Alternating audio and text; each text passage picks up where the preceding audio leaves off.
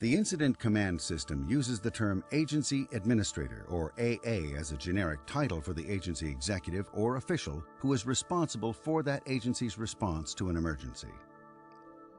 Each agency with jurisdictional responsibility for the incident should have an agency administrator present. Depending on policy, an agency administrator may be needed from each agency in a jurisdiction, or one AA may represent all the agencies in one jurisdiction. An agency administrator briefing is used when an incident management team is being assigned. Along with the delegation of authority, the AA briefing is used to convey critical information that the incident management team needs to safely and efficiently assume command of the incident and achieve the management goals and objectives of the agency administrator or administrators.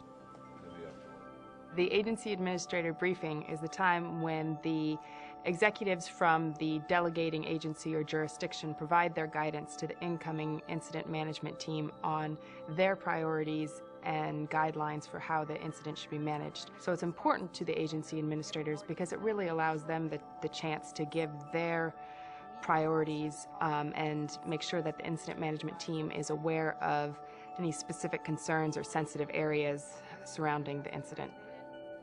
In our incident, there are 3 jurisdictions involved: the Virginia Department of Environmental Quality, or DEQ, the U.S. Environmental Protection Agency, and Jefferson County, Virginia. Each jurisdiction has provided an agency administrator.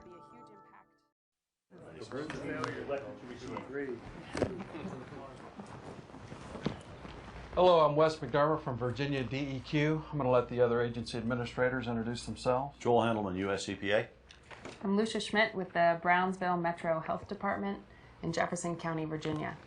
I'll be representing all of the departments and agencies of Jefferson County, and I've been asked to facilitate this briefing.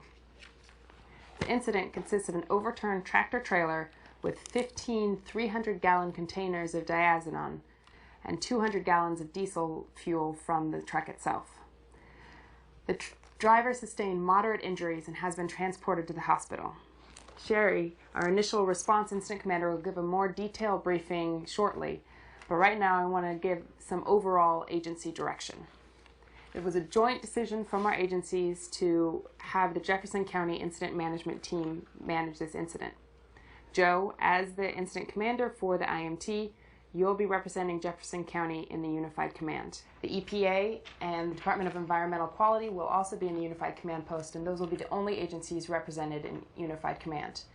The State Police and the Highway Administration will be assisting agencies, but they will not be represented in Unified Command. The IMT will fill all command and general staff positions. Our agencies have the same basic concerns. Obviously, there's the threat of diazinon and diesel fuel. Additionally, Interstate 265 is a major corridor for commerce and commuting, and the longer it is closed, the greater the impact will be on the community. Also, we can expect our elected officials to be highly engaged until that corridor is opened. The trucking company has informed us that they're in Chapter 11 bankruptcy and will not be funding the cleanup. So costs are going to be extremely important. It'll be a huge financial impact to government at all levels. Whenever possible, choose the lower cost option. Our management objectives have been included in the letter of delegation. Beyond that, it's up to you. Just please try and have the interstate open by the afternoon rush hour. There are no policy issues between our agencies. All of our regulations are compatible. The primary stakeholders are the residences and the businesses, and they are being notified. Water quality might potentially be at risk.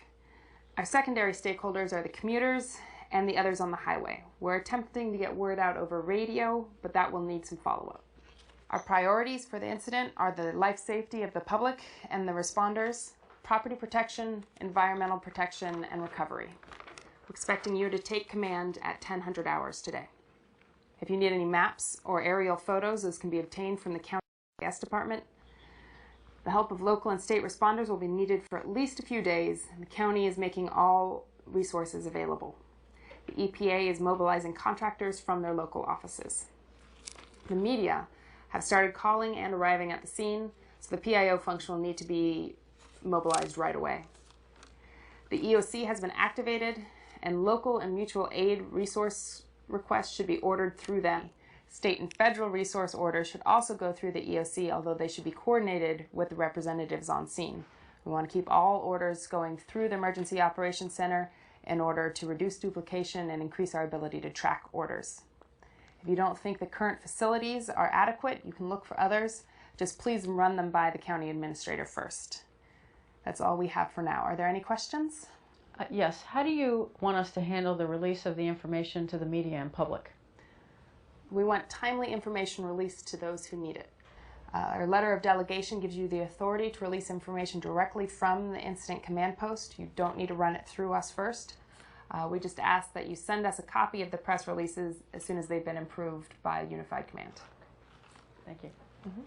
Okay, we want to turn it over to Sherry, the current incident commander now, to give us an update on current operational conditions. Sherry? Thank you.